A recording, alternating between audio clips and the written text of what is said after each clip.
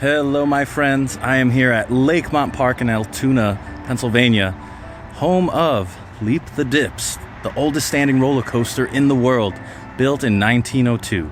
Now, if I've done my count correctly, this is going to be the 200th unique coaster that I've ridden. And so I invite you to come along. Let's go celebrate this milestone. So I am currently at 198 in the coaster count. There is another coaster here that I can ride, and I believe a kiddie coaster that I cannot ride. So hopefully both of these are operating. I know it can be a little spotty at times. Let's go get Mr. 199 as I make my way over to Skyliner, noticing that this is way more park than amusement park. I believe they got rid of a lot of their other attractions that they had, but they do have a mini golf course, which is a definite plus. I see some batting cages, all sorts of other amusements, not just rides.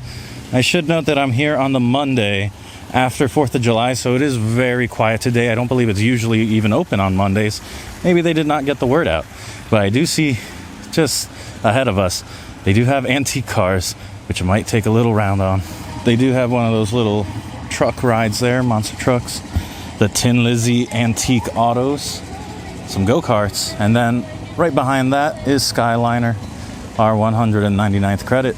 And then just across from that is the Lil Leaper, which they do not allow adults on, if my memory serves me, but I may double check just to throw in a 201st, if we can. And since I'm one of the very few people in the park, I can't promise you any sort of B-roll. So here's a nice little panoramic view of it. Well, that was a lot of fun. It's built in the 60s, so it rides exactly as I kind of expected it to. What I did not expect was the sheer amount of ejector that happened. My knees actually hit the buzz bar, which was wow. And then very unexpected, one of the flags that's up on the lift hill, it the wind just made it whip into my face. I was like, whoa, what on earth? Holy moly. Has that ever happened to any of you guys? Because that was definitely a first for me.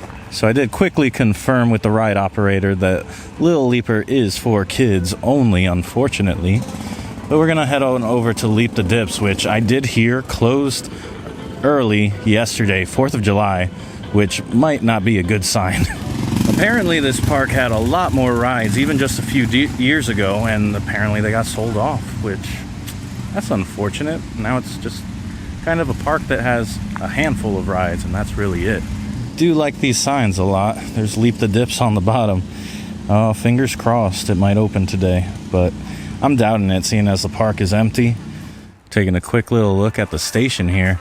I don't see any ride operator, and I do see one of those sandwich boards over there. We'll head on over there in a second. The trains themselves, they look pretty cool. It's like one car off of a train. I don't know for sure if there's supposed to be anything else but that one section, because they could have taken stuff off if maintenance was an issue for them yesterday. And there is the final nail in the coffin here. Closed for maintenance. All right, Mr. 200th credit. I guess I'm coming back real soon for you. So unfortunately, Leap the Dips is not going to be open today, but I got my heart set on this being my 200th coaster now. I'll be back. I'm going to do one of these, and hopefully when you see me next, this will be open, and I'll be able to ride it. And we're back. We're back at Lakemont Park, and Leap the Dips is running.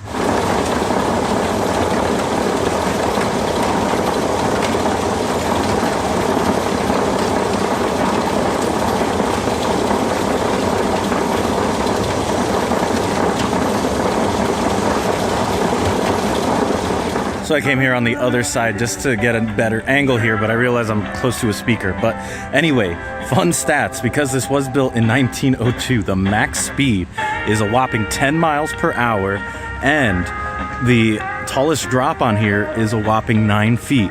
And then there's another unique thing about this coaster that I'll share with you right now, and that is the track here. The track, it's a side friction roller coaster. It sounds like it's about to go, so let's take a little watch here.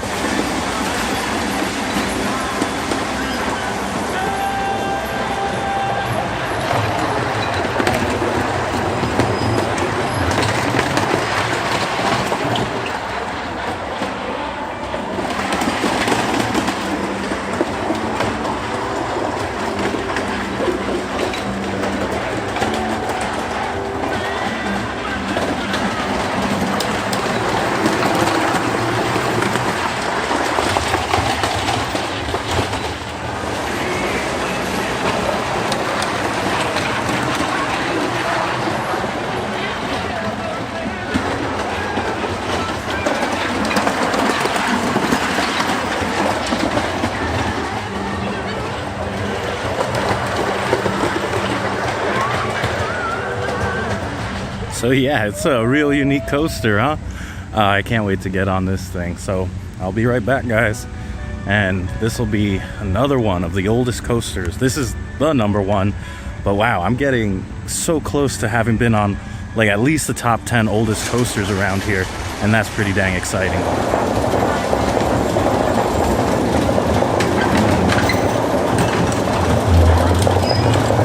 I did want to make sure to highlight, I said it was side friction, but literally that's what it's relying on this whole time. There's a chain lift, and yes, there's track down at the bottom here, but on each side you'll notice that the entire track has that going all the way around it. It's kind of crazy.